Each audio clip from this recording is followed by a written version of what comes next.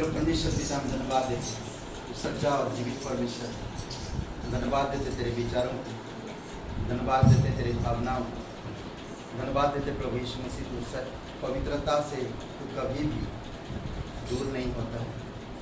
सिद्धता पवित्रता तुझ में भरपूर है। धन्यवाद देते थे, इसीलिए प्रभु तेरी महिमा करते हैं और तेरे नाम को ऊंचा करते हैं। तो एकमात्र परमेश्वर है जो इस पूरे संसार को, हर एक लोगों को बचाने वाला है। धन्यवाद देते तो हर एक लोगों की हिसाब रखता है, उनकी आयु को हर एक दिन तू जानता है, उनकी आयु जानता है, उनकी भविष्य, उनकी जीवन की हर एक पल को तू जानता है। इसीलिए प्रभु तेरी महिमा करते। धन्यवाद देते प्रभु यीशु, धन्यवाद तू हमारा उद्धार करता है। आज हम गर्व करते हैं तो हम तुझ पर भरोसा करते हैं, तू हमें चुना प्रभु यीशु। धन्यवाद देते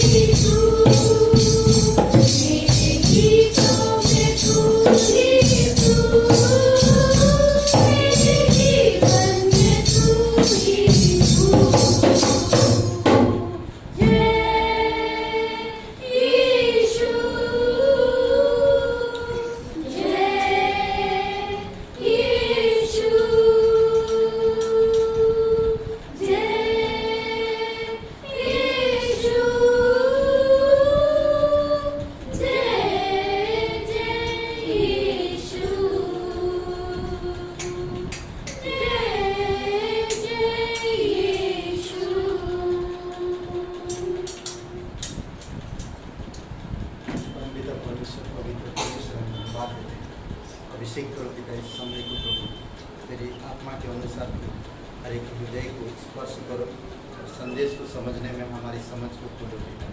धन्यवाद देते, हमारे दिल हमारे मन को नम्र करो प्रभु कि हम तेरे वचनों को, तेरे सिद्धांतों को, जो तू पुलपिट से बातें करता है पिता, हम उसको स्वीकार कर सकें और उसके अनुसार हम चल सकें। धन्यवाद देते, अभिषेक करो इस समय यीशु मसीह के नाम से मांगते आमीन। हमारे आप सभी लोगों को मालूम, मंडे को हम लोग जूम मीटिंग शुरू किए हैं।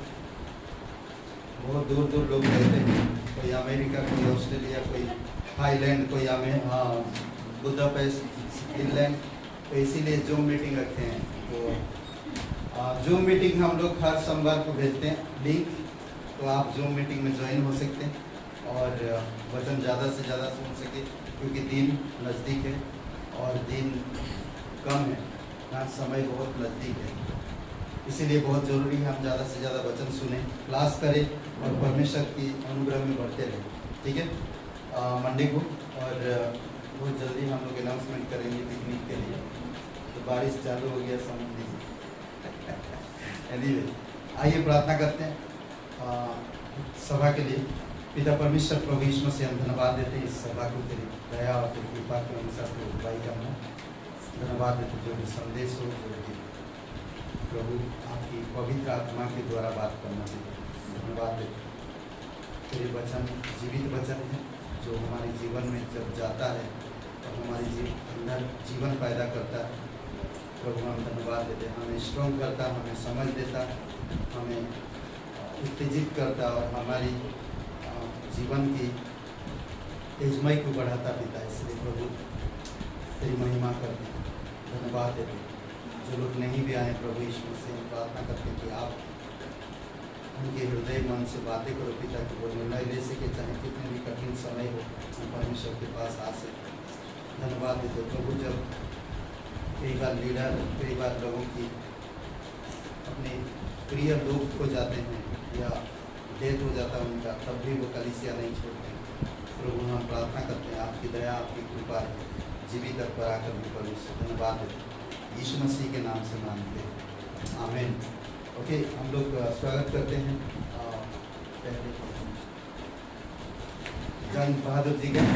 तो स्वागत है आपका, उनसे संदेश सुनते हैं, उसके बाद हम लोग भेंट अपने में चलेंगे। तो सच्चा और जीवित परमेश्वर, धन्यवाद तेरे अनुग्रह के लिए, धन्यवाद देते तेरे वचनों के लिए, धन्यवाद देते हैं तो आत्मिक हथियार के लिए, धन्यवाद देते हैं आपके प्रेम के लिए। सच्चा और जीवित परमेश्वर, यही आत्मिक हथियार है कि हम धार्मिकता को समझें, सुसमाचार को समझें, आत्मा की तलवार को समझें, उद्धार की तोप को समझें, पिता सीने की झिलम को समझें। कि आत्मिक हथियार हमारे लिए जरूरी है पिता। धार्मिकता, सच्चाई और सुसमाचार, मेल मिलाप, शांति, उद्धार और वचन। प्रभु हम इन चीज़ों को समझ सके, आप हम पर दया कीजिए और तेरे अनुग्रह की हमें जरूरत है। धन्यवाद देते हैं, यीशु मसीह के नाम से मांगते हैं, आमीन।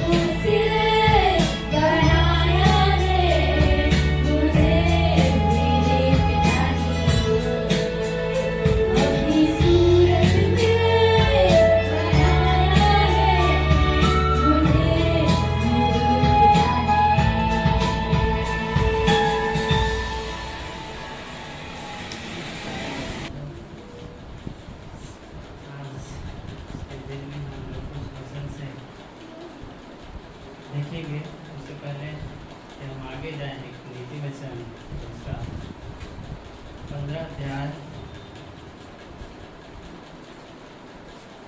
उसका 23 वचन। सज्जन उत्तर देने से आनंदित होता है और अवसर पर कहा हुआ वचन क्या ही भला होता है। यहाँ पर हम देखते हैं कि अवसर पर एक उचित समय पर कहा हुआ वचन ठीक होता है, अच्छा होता है। और इसी से हम शुरुआत करेंगे। इसके लिए हम सबसे पहले प्रार्थना कर लेते हैं। धन्यवाद स्वामी परमेश्वर, हे राजाओं के राजा प्रभु यीशु, हर समय एक उचित समय है आपके वचन के लिए। राजाओं के राजा प्रभु यीशु, हम विश्वास करते हैं इन वचनों पर कि स्वामी परमेश्वर ऐसा कोई समय नहीं जिसमें आपका वचन कारगर नहीं। राजाओं के राजा प्रभु यीशु, हम जानते हैं कि हर समय आपका वचन व्यक्ति के जीवन को बदलने में विश्वास योग्य है। हे राजाओं के राजा प्रभु यीशु, हम विश्वास करते हैं कि हर समय आपका वचन व्यक्ति के बंधनों को तोड़ने में, व्यक्ति को सुधारने में, व्यक्ति को समझाने में सामर्थ्य है। हे राजाओं के राजा प्रभु यीशु, आज के दिन भी हम इसी बात पर विश्वास करते हुए आज के वचन को आगे रखते हैं। पिता परमेश्वर आशीष दे, आमीन। आज हम देखेंगे, अभी तो मैंने टाइटल डिसाइड नहीं किया क्योंकि मुझे लगा, लेकिन उनकी बाद में डिसाइड कर लेंगे। लेकिन आप लिख सकते हैं हमारा युद्ध किससे, क्योंकि हम बाइबल किस तरह से बोलती है, किस तरह से सिखाती है कि हम, इसके लिए हम पहला वचन 2 कुरिन्थियों उसका 2 और 7 वचन, 2 कुरिन्थियों मैं आपके लिए पढ़ूंगा।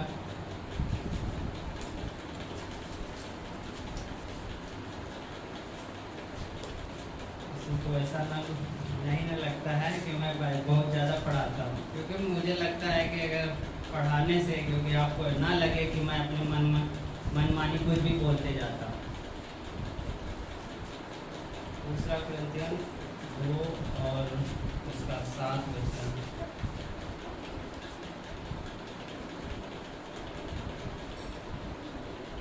इसलिए इससे भला यह है कि उसका अपराध क्षमा करो और शांति दो, न हो कि ऐसा मनुष्य बहुत उदासी में डूब जाए। यहाँ पर अपराधी के क्षमा करने की बात कही गई है। ऊपर आप पढ़ते हैं जो एक व्यक्ति है जिसके लिए रिक्वेस्ट एक तरह से है कि उसके अपराध को क्षमा करने के लिए। कभी कभी यह होता है अगर हम किसी के अपराध क्षमा नहीं करते हैं तो व्यक्ति काफ़ी दुखी हो जाता है और उदासी में डूब जाता है। कभी कभी ऐसा होता है कि व्यक्ति वेट कर रहा होता है कि उसकी गलती है, और आपको जब भी ऐसा लगे कि मैंने किसी के प्रति कोई गलती की है तो आप माफ़ी मांगने में बिल्कुल ना हिचकिचाएं। जैसे अगर कोई गलती करता है तो वो फिर से आपका प्रेम उसके प्रति दुगना हो सकता है। और इसीलिए यहाँ पर पौलुस लिखते हैं कि अपराध को क्षमा करो और उनको शांति दो, न हो कि ऐसा मनुष्य उदासी में डूब जाए। हमें अपराध क्षमा करना है ताकि किसी व्यक्ति कोई उदास नहीं रहे। बाइबल बताती है कि प्रभु में सदा आनंदित रहो। यदि हम क्षमा नहीं करते हैं और हमारी वजह से कोई व्यक्ति उदास है तो हमारे लिए ये अच्छी बात नहीं है। और ये कहीं न कहीं अपराध या क्षमा करने के बाद प्रभु बार बार कहता है, और बाइबल भी इसी तरह की बातें हमें सिखाती है। जब एक भाई गलती करता है तो एक व्यक्ति यीशु के पास आता है, मैं इसको कितनी बार क्षमा करूं? तो हो सकता है उसको 7 गुने 7 बार क्षमा करने के लिए बोला गया था, और जब उसके 7 के 77 गुने तक बोलता है, यानी आपको लगातार क्षमा करते रहना चाहिए व्यक्ति को। तो हम इस विषय पे देखते हैं कि हम जैसा कि शुरू में बताए कि हमारा यह युद्ध किससे है, ये जानने की कोशिश करेंगे। इसके लिए हम देखेंगे दूसरा कुरिन्थियन और 2:11 इसी के आगे का, कि क्यों हमें क्षमा करना है। जैसा कि मैंने बताया कि 11 में आप पढ़ सकते हैं। देख, मैं आपके लिए पढ़ता हूँ कि शैतान का दाव हम पर न चले, क्योंकि हम उसकी युक्तियों से अनजान नहीं। ये बातें जब लिखी गई, हम पर कह सकते हैं कि ये पौलुस लिखते हैं, और पौलुस का जीवन काल यीशु मसीह के बाद होता है। लगभग 2022 साल हम अनुमान लगा सकते हैं। उस समय के लोगों को पता था कि शैतान की युक्तियां क्या हैं, शैतान किस तरह हमारे विरोध में युक्ति करता है। लेकिन आज पूरी दुनिया के अंदर शैतान का राज्य तेजी से बढ़ रहा है, और हम एक विश्वासी होने के नाते हमें पता ही नहीं है कि उसकी युक्तियां किस तरह की हैं। हम उसकी युक्तियों से अनजान बने।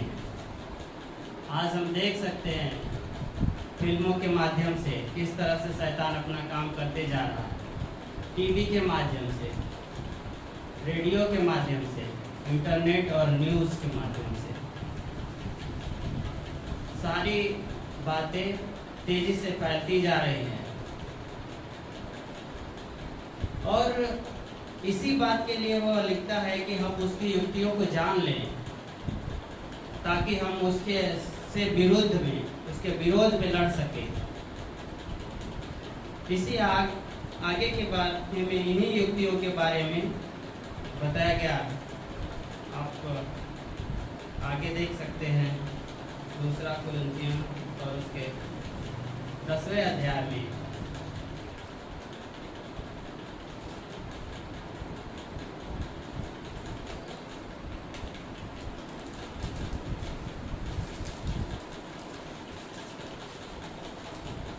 3 और 4 वचन।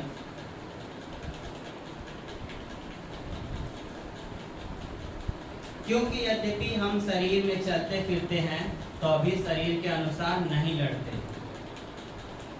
उस समय वो बोल रहा है, लोगों से समझा रहा है कि लोग हमें देख सकते हैं कि मैं शरीर में चलता हूँ, फिर भी शरीर के अनुसार नहीं लड़ता। उस समय की बातें हैं। और आगे कहता है, क्योंकि हमारी लड़ाई के हथियार शारीरिक नहीं हैं।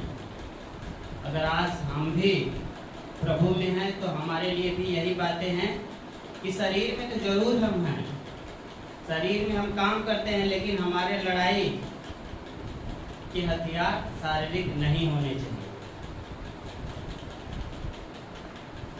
लेकिन हम कभी कभी हमारे हथियार हमारे पैसे हो सकते हैं, कभी हमारे हथियार हमारी बुद्धि आ जाती है।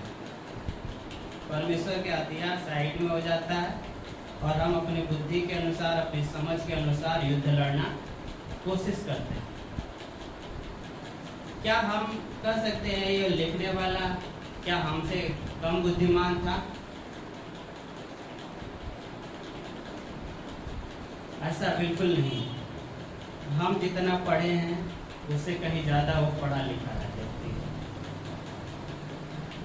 हम अभी इस जीवन का अनुभव पूरी तरह से नहीं कर पाए हैं, या शैतान की पूरी, जैसा कि वचन में बोला गया कि शैतान की युक्तियों से अनजान है। लेकिन ये पौलुस जब लिखते समय वो बहुत बूढ़ा हो चुका है। वो कोई वचन के जानने पहचानने में कोई व्यक्ति नहीं है कि नया व्यक्ति है, कुछ भी आके बोल देता है, कुछ भी आके लिख के चला जाता है। वो पूरे जीवन के समय वो बोला है, कई आगे पढ़ते हैं तो कहता है, मुझ बूढ़े पौलुस, यानी उसकी उम्र आपका अंदाजा लगा सकते हैं कि अपने आप को बूढ़ा पौलुस बोलता है।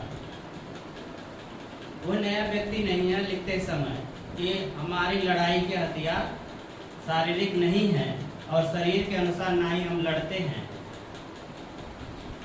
पर गढ़ों को ढा देने के लिए परमेश्वर के द्वारा सामर्थ्य है। परमेश्वर के द्वारा हम जिससे लड़ते हैं, परमेश्वर के द्वारा हमारे हथियार सामर्थ्य होने चाहिए, और ये है। लेकिन व्यक्ति परमेश्वर के उन हथियारों को जो कि सामर्थ्य है उसको छोड़ के हम अपना हथियार का यूज करते हैं इस जीवन में।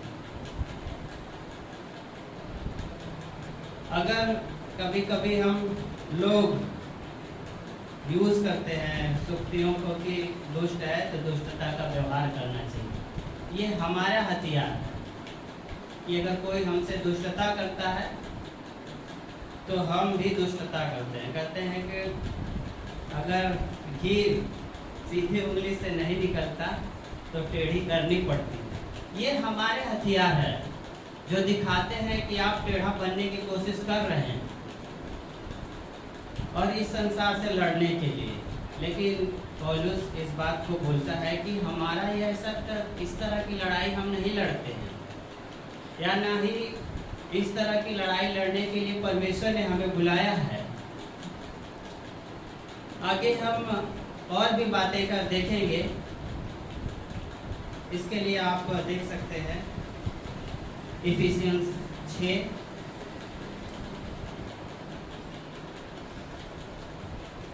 अध्याय, यहाँ 10 वचन में लिखा है, इसलिए प्रभु में और उसकी 6 का 10 से स्टार्ट मैं करता हूँ। इसलिए प्रभु में और उसकी शक्ति के प्रभाव में बलवंत बनो।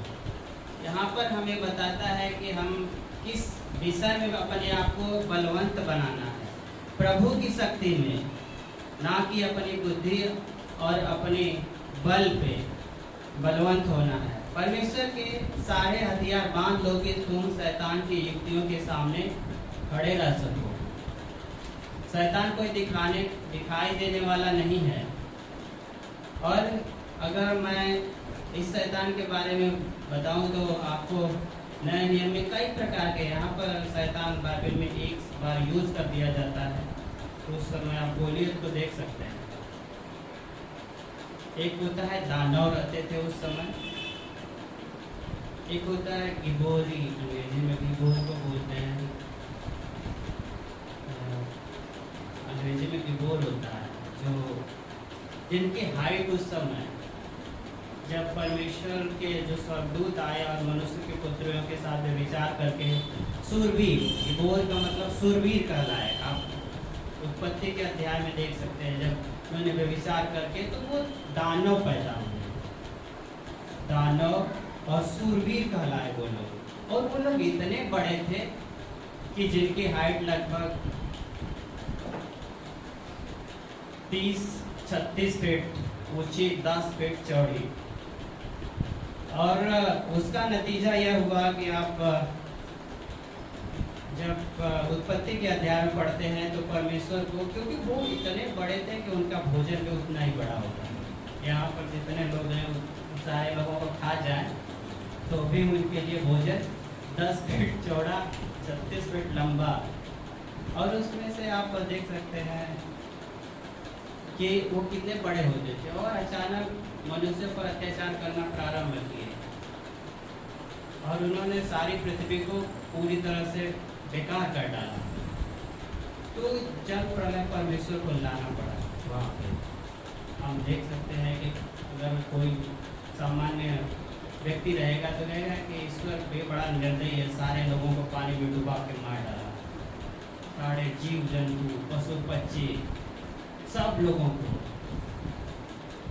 तो यही, और उनका क्या हुआ, जो 200 साल दूत को उन्होंने इस अधोलोक के अंदर डाल दिया, जैसे आग में। और लेकिन बाकी जो ये बचे वो पृथ्वी पर भरे रहे, उनको प्रलय करना पड़ा। स्वर्गदूत थे वो लोग, इसलिए उनको नरक की आग में डाला गया। मैं उस बात पे नहीं जाऊँगा, बस ये थोड़ा सा बताना था कि ये लोग थे, इनका दुष्टता जो पूरी पृथ्वी में भरी हुई है उसमें से कुछ छूट जाते हैं, जिसको आप दानियल की पुस्तक में जब वो आता है उसकी हाइट भी बताई जाती है। जब लड़ता है उसको, उस व्यक्ति से गोलियत, आप उसकी भी हाइट और ऊंचाई और उसके सामने जब लोग और भी अगर जाते हैं तो हम कनान देश में जब पहुंचते हैं, जब होता है देखने के लिए, तो वो लोग आते हैं, देख के बोलते हैं वो लोग तो बहुत है, हम लोग उनके सामने टिकटिक के समान दिखाई देते हैं। तो ये शैतान की युक्तियाँ, ये शैतान क्या है, कैसा है, किस तरह से अटैक करता है, पौलुस इसी बात पे बोलता है कि उसकी युक्तियों से तुम अनजान ना रहो। लेकिन आज के दुनिया में कोई इन बातों पर विश्वास ही नहीं करेगा कि इतने बड़े लोग भी होते हैं। अगर मैं कहूँ, जब अमेरिका का अफगानिस्तान का युद्ध हो रहा था तो उस समय एक पकड़ा गया, एक व्यक्ति, अमेरिका और अभी अफगानिस्तान का वार जिसमें लड़ाई लड़ा, उस समय टेररिस्ट को ढूंढ रहे थे, तो वहाँ पर वही एक बड़ा सा व्यक्ति मिलता है उस पहाड़ियों में, बिना किसी को बताए अमेरिका वाले उठा ले जाते हैं। और उसका पायलट बताता है इस बातों को कि वो लोग उसको छुपा के ले गए, मार के। अमेरिका के पास इतना बड़ा हथियार है कि किसी भी, चाहे वो गोलियत हो, चाहे 36 फीट का हो, चाहे किसी कितना भी फीट का चौड़ा हो, उसको 1 मिनट के अंदर घुस के रख सकते हैं। तो ये सब बातें जो है हमसे छुपी हुई है, और ये लोग हैं जो आज भी हमारे जीवन को प्रभावित करते हैं, शैतान और उसकी युक्तियाँ।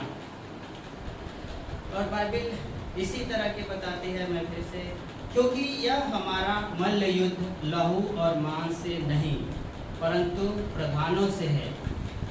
प्रधान जो सेना का प्रधान होता है, हमारा किसी व्यक्ति, नॉर्मल व्यक्ति से नहीं है जिसको कुछ युद्ध करने की कोई तकनीक नहीं पता है। शैतान अगर है तो उसके प्रधानों से हमारी लड़ाई है। अगर हम उसकी युक्तियों से अनजान रहें तो वो हमें आप समझ सकते हैं कि आप किसी व्यक्ति से जो लगातार युद्ध कर रहा है उसके सामने कितने सेकंड टिक पाएंगे आप लड़ाई में। और अधिकारियों से है, शैतान के अधिकारियों से और इस संसार के अंधकार के हाकिमों से है और उस दुष्टता की आत्मिक सेनाओं से है जो आकाश में है। हमारा युद्ध जो पौलुस बताता है कि हमारा युद्ध किनसे है, वो है हमारा मल्ल युद्ध लहू और मांस से नहीं। इससे पहले मैंने आपको पढ़ के बताया कि हमारा सांसारिक हथियार नहीं है, परंतु गढ़ों को ढा देने के लिए परमेश्वर के द्वारा सामर्थ्य है। लेकिन अगर हम उस हथियार का यूज हम यहाँ पर नहीं करते, जिसको लिखा है कि प्रधानों से और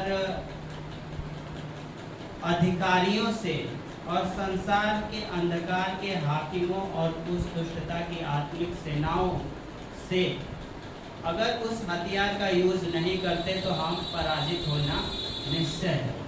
इसमें कोई दो राय नहीं। और इसके बार को मैंने पढ़ लिया और इसमें हम देख सकते हैं आज पूरी दुनिया में मसीहियों की संख्या लगातार बढ़ती जा रही है, लगातार चली आ रही है। और जो इस बात पर विश्वास ही नहीं करते कि शैतान है इस संसार में, दुष्ट आत्माएं का अस्तित्व भी होता है। मुझे नहीं लगता कि इस मॉडर्न युग में कोई कहेगा कि दुष्ट आत्माएं हैं या शैतान है तो कहेंगे तुमसे मूर्ख और कोई नहीं है। 2000 साल हो गया, सब इतना टेक्नोलॉजी ने डेवलप कर लिया है, अभी भी तुम भूत और प्रेत और इन सब आत्माओं के चक्कर पड़े हुए उलझे हुए हो। अब इन्हीं सब बातों के बारे में जिक्र करते हो। तुमसे बड़ा मूर्ख इस धरती पर नहीं है, तुम्हारा पढ़ना लिखना सब बेकार है।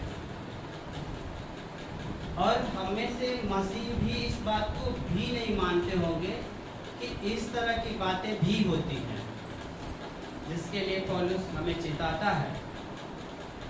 अगर ये सब नहीं है, दुष्ट आत्माएं नहीं है, तो आत्मिक हथियार का क्या जरूरत है? कुछ नहीं।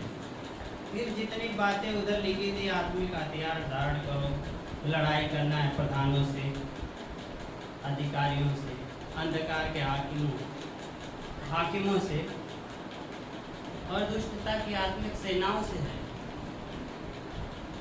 आप लोगों को बताएंगे तो ये सब बातें कोई विश्वास नहीं करेगा और हम में से अधिकांश लोग भी इस बातों पर विश्वास नहीं करते।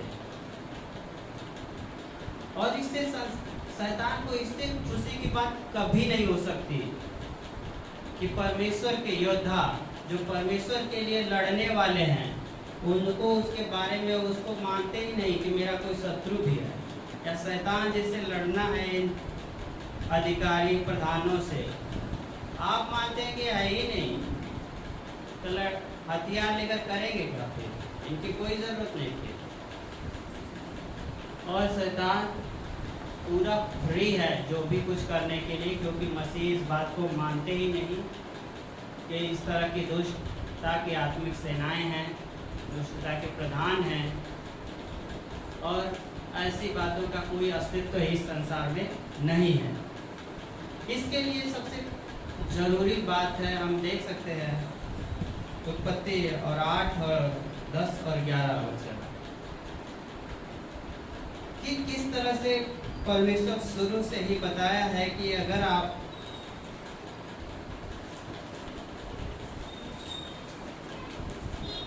उत्पत्ति 10 11 8 का 10 11 फिर आपके लिए पढ़ लूँगा आप लोगों को।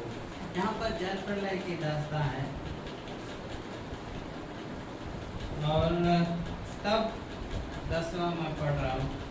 तब और 7 दिन तक ठहर कर उसने उसी कबूतरी को जहाज में से फिर उड़ा दिया, और कबूतरी सांझ के समय अपने उसके पास आई तो क्या देखा कि उसकी चोंच में जैतून का एक नया पत्ता है। इससे नूह ने जान लिया कि पृथ्वी पर जल घट गया है। हम बाइबल में देखते हैं कि ये कबूतर है, वो पवित्र आत्मा का प्रतीक माना जाता है। नए नियम में जब यीशु का बपतिस्मा हो रहा था तो आत्मा कबूतर के समान उसके यहाँ दिखाई देती है। और जैतून जो होता है पेड़, जैतून की डालियों के बारे में भी बाइबल का जिक्र किया गया और ये आत्मा का सिंबल है। एक जब और जैतून का तेल भी निकाला जाता है, जहाँ तक मुझे जानकारी है। उसका तेल आत्मिक जीवन, जब तेल उड़ेला जाता था, किसी के ऊपर अभिषेक किया जाता था, तो आत्मिक जीवन का प्रतीक माना जाता था कि अब इनका जीवन अभिषेक कर दिया गया है, अब इन परमेश्वर के कार्य में लगेंगे। तो वहाँ पर इस बात का सिंबल है कि वो चिड़िया आती है अपने चोंच में जैतून का लिए हुए, जो दिखाता है कि अगर आपको इसके बाद सरवाइव करना है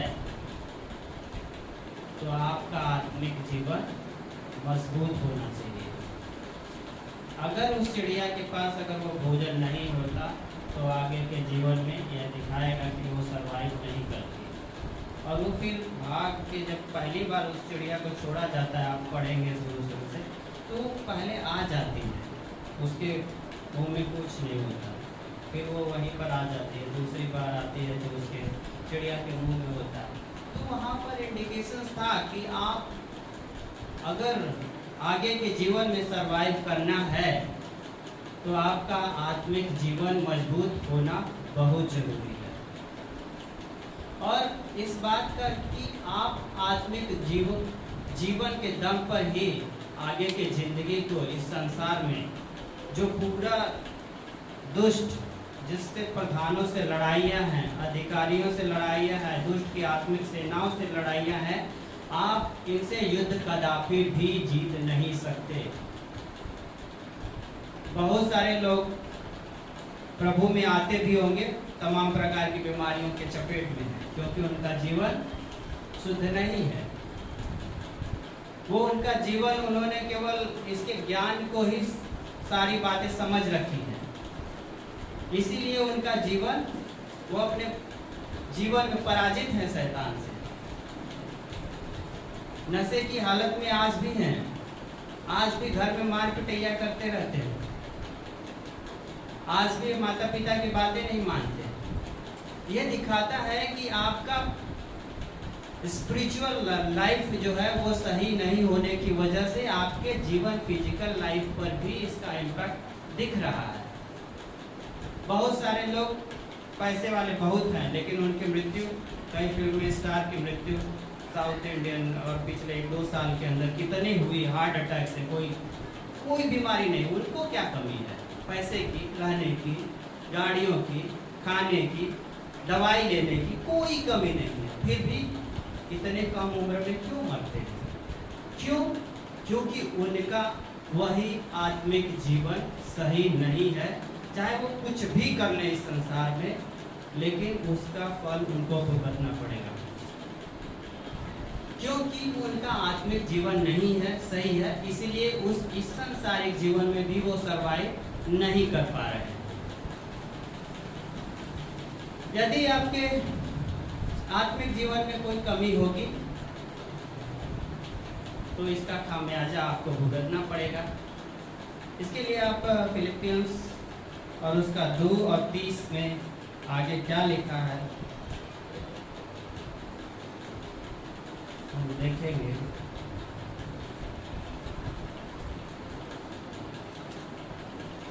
कि हमें किस तरह से अपने आत्मिक जीवन को सही रखना है, और ये सबसे प्राथमिकता भरा होना चाहिए, वरना जितना भी हम कुछ जुटाएं वो किसी काम का हमारे नहीं रहेगा।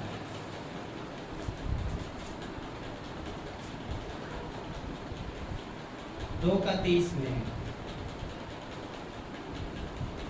क्योंकि वह मसीह के काम के लिए अपने प्राणों पर जोखिम उठाकर मृत्यु के निकट आ गया था, ताकि जो घटित तुम्हारी ओर से मेरी सेवा में हुई उसे पूरा करे।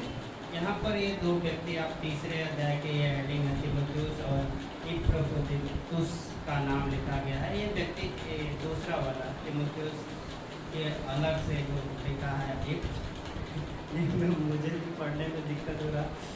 इपफ्रोदितुस इस नाम का व्यक्ति है। इसके बारे में बताया गया है कि ये और मैं थोड़ा सा और समझाने की समझाने की कोशिश कर रहा हूँ कि ये व्यक्ति किस तरह से अपने जीवन को प्राणों पर जोखिम उठाकर मृत्यु के निकट आ गया। ऐसा इस व्यक्ति ने क्या कर दिया कि मृत्यु के निकट पहुंच गया। परमेश्वर के दास है, एक तीमुथियुस और एक सेकंड व्यक्ति।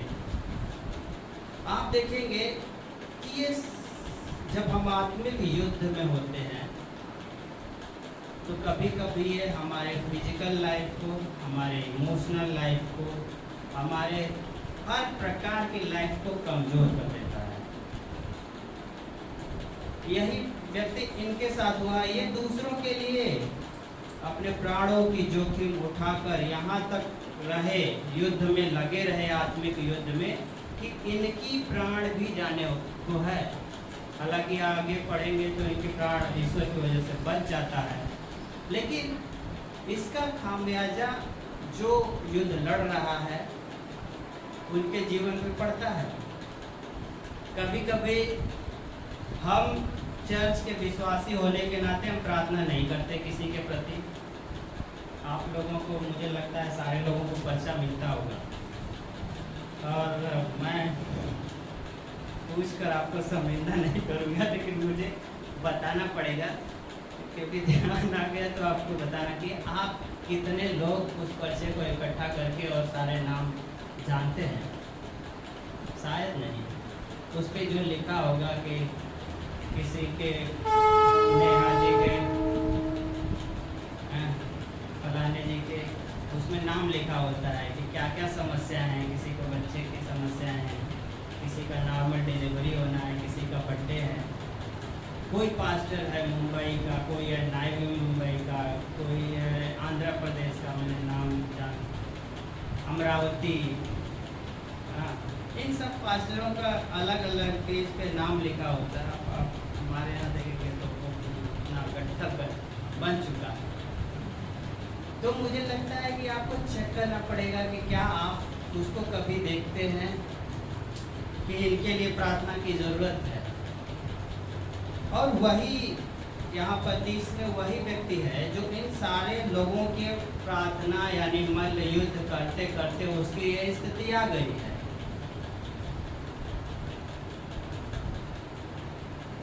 तो हमें भी कभी कभी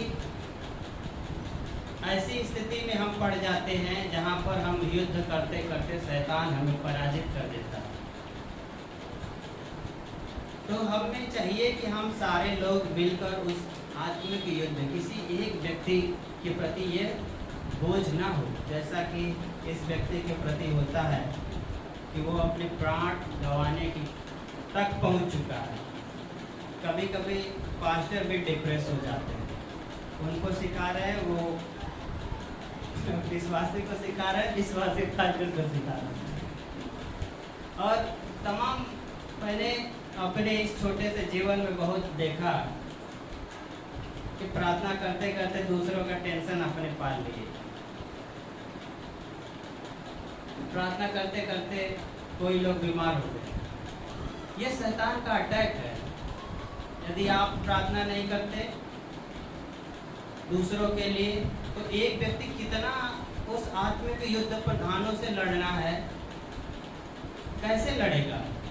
अकेला व्यक्ति अगर पास्टर को ही केवल प्रार्थना करने की अगर करना पड़ जाए तो कितना अकेला युद्ध लड़ेगा? कोई अकेला युद्ध नहीं लड़ता। शैतान की सेनाएं हैं, हमारी भी सेनाएं होनी चाहिए। हमें कोई अपने घर से नहीं जाना है। लेकिन यहाँ पर आपको एफिसियंस के लास्ट में लिखा है 18 में, हर समय और हर प्रकार से आत्मा में प्रार्थना और विनती करते रहो और इसीलिए जागते रहो कि सब पवित्र लोगों के लिए लगातार विनती किया करो। इसी अध्याय में लिखता है कि किस तरह से हमें क्या करना है आत्मिक युद्ध में। हम जागते हैं तो फोन चला रहे होते हैं, हम जागेंगे तो कभी अपने नियर और डियर वंस को हमेशा मैसेज का रिप्लाई करते नजर आएंगे 10-5 मिनट में, कि मैसेज देर न हो जाए।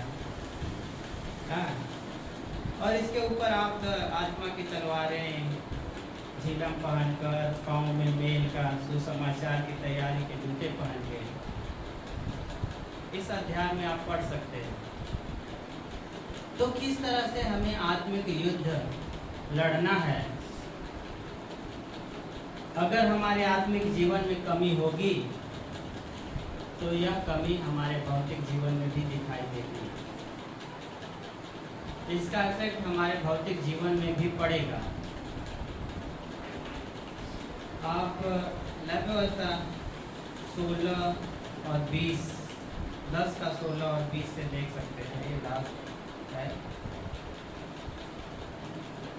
व्यवस्था 10 का, उसका 16 और 20 है कि किस तरह से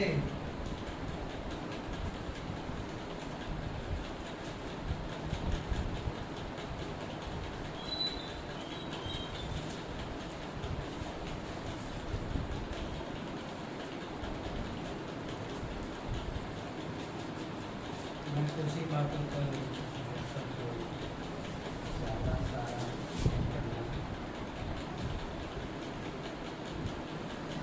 16 से, फिर मूसा ने पाप बलि के बकरे की खोजबीन की तो क्या पाया कि वह जलाया गया है।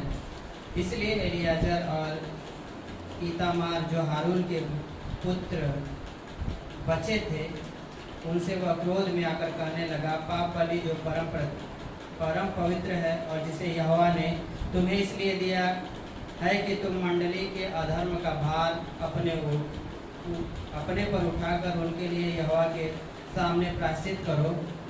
तुमने मांस पवित्र स्थान में क्यों नहीं खाया? देखो, उसका लहू पवित्र स्थान के भीतर तो लाया ही नहीं गया। निसंदेह उचित था कि तुम मेरी आज्ञा के अनुसार उसके मांस को पवित्र स्थान में खाते। इसका उत्तर हारून ने मूसा को इस प्रकार दिया, देख, आज ही उन्होंने अपने पाप बलि और होम बलि को यहोवा के सामने चढ़ाया। फिर मुझ पर ऐसी विपत्ति आ पड़ी, इससे यदि मैं आज पाप बलि का मांस खाता तो क्या यह बात यहोवा के सम्मुख भली होती? जब मूसा ने यह सुना तब उसे संतोष हुआ। इस कहानी से पहले अगर इसके और आगे आप जाएंगे तो यहाँ पर बोला गया था कि उनके पापों का भार उठाना था और उनको मांस खाना था, जो कि ये लोग, इनके 2 पुत्र, उसको जला दिए थे।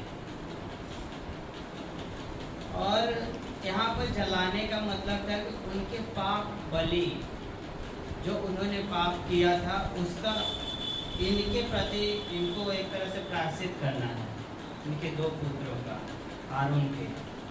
लेकिन वो ऐसा नहीं करते और उसी समय नाबाद और अबीहू और ये दोनों उसी संदूक के आगे, इनके उसमें से आग निकलती है और ये दोनों लोग मर जाते हैं। तो यहाँ पर क्या है कि ये व्यक्ति, और आप 20वें वचन में देखेंगे, मूसा ने यह सुना तब उसे संतोष हुआ। ऐसा क्या कर दिए कि इनको संतोष हो गया? इनके पिताजी थे हारून, इन दोनों लड़कों के पिताजी हारून, इनके दोनों बच्चे आज ही के दिन मर चुके हैं।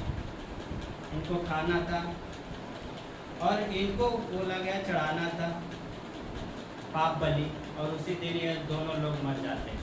आपको परमेश्वर ने इसीलिए रखा है कि आप ऐसे लोगों के लिए युद्ध लड़े। और इनके हारून जो कि उनके पिता हैं, इन दोनों लड़कों के, वो बताते हैं कि यदि हमारे दिमाग में अभी मैं दुखी हूँ या हो सकता है, तो हम कैसे युद्ध लड़ सकते हैं।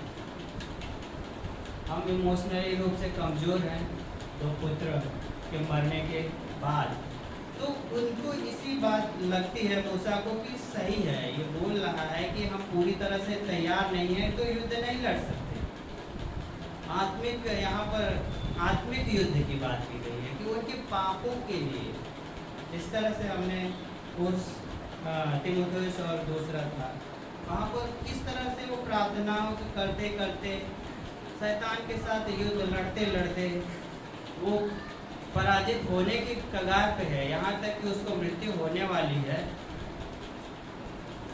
और वो किस तरह से लाचार पड़ा है, लेकिन परमेश्वर हमारे लिए देता है कि हम उसके हथियारों को बांध लें ताकि हम उस आत्मिक युद्ध में लड़ सकें और उस पर विजय प्राप्त कर सकें, क्योंकि हमारा परमेश्वर ऑलरेडी विजय देने वाला है और विजय प्राप्त कर चुका है।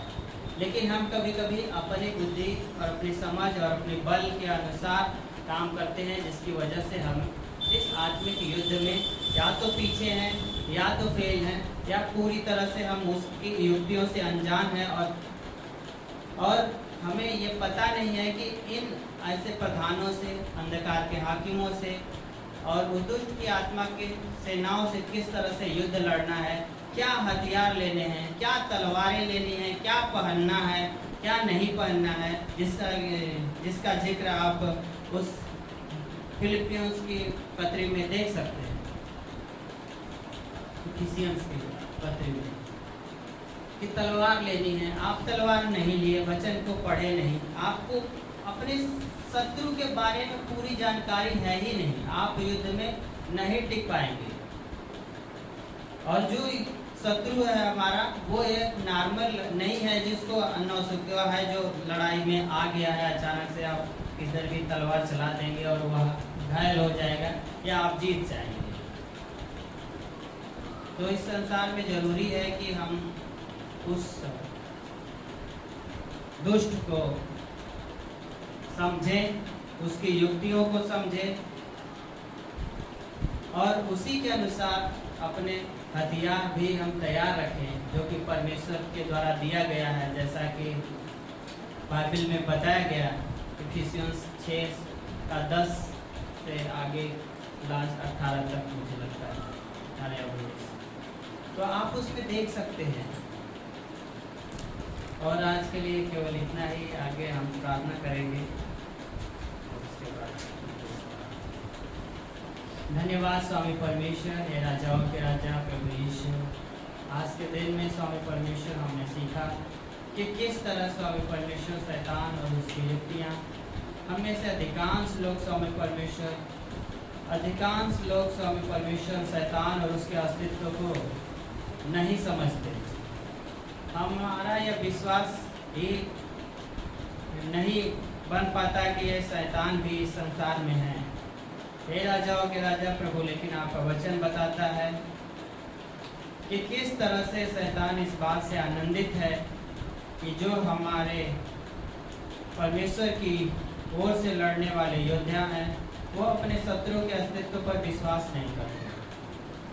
राजाओं के राजा प्रभु यीशु, हम में से हर एक व्यक्ति की आंखें खोले ताकि हम उस शत्रु को पहचान सकें और उसकी युक्तियों को समझ सकें और आपके द्वारा प्रदान किए गए हथियारों को स्वामी परमेश्वर हम अपने जीवन में धारण करें, ताकि हम उस दुष्ट से, उन प्रधानों से, उन अंधकार के हाकिमों से जो स्वामी परमेश्वर कहीं हमसे अधिक बलवंत है, हम आपके हथियार धारण करके उनसे लड़ने पाएँ और उन पर विजय प्राप्त करने पाएँ।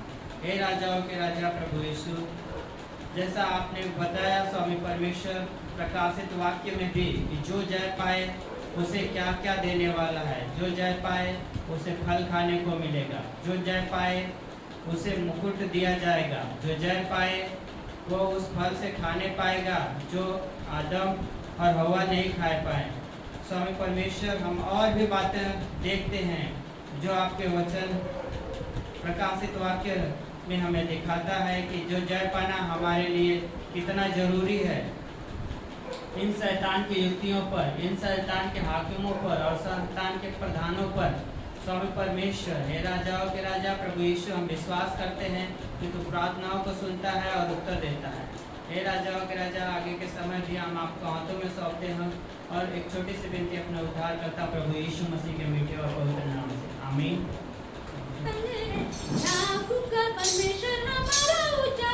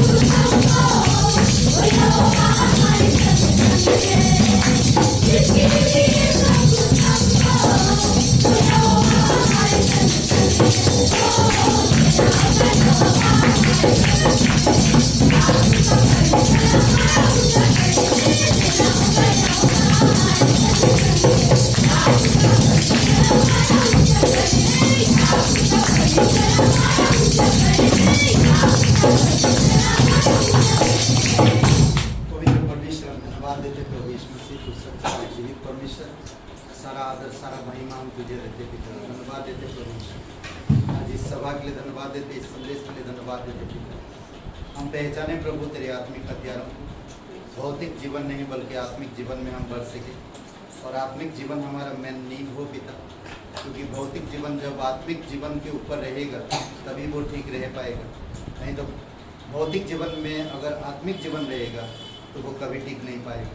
प्रभु यीशु, हम प्रार्थना करते हैं प्रत्येक भाई बहन जो नहीं आए, प्रभु यीशु जो बीमार घटी कमी लोगों के जीवन में, आप उनकी मन और हृदय को जानते हैं पिता, उनकी कमजोरियों को जानते हैं, शैतान की चाल को समझते हैं प्रभु, जो उनको जगड़ के रखता, जो उनको अड़चन लाता उनके जीवन में प्रभु यीशु, और जो विरोध करता है ताकि वो पहुंच ना सके तेरे पास, और तेरी प्रकाशन को रुकाता है प्रभु यीशु मसीह ताकि उन तक ना पहुंच सके। प्रभु यीशु मसीह, हम प्रार्थना करते हैं कि आप सच्चा है, आप उनसे प्यार करते हैं, आप उन्हें क्षमा के, आप उन्हें शक्ति बल और सामर्थ के साथ उनको अगुवाई करो, तेरी अनुग्रह में, तेरी दया में, तेरी पवित्र आत्मा में जागरूक करो पिता, तेरी अनुग्रह को समझ सकें और सभा में, प्रार्थना में, संगति में बढ़ना कितना जरूरी है पिता, तेरी आत्मा के द्वारा जागरूक करो पिता। लोगों को धन्यवाद देते हैं यहाँ पर सभी लोगों के लिए, तेरी दया और कृपा है। धन्यवाद आज का दिन को इस समय प्रार्थना प्रभु यीशु मसीह के नाम से मांगते हैं,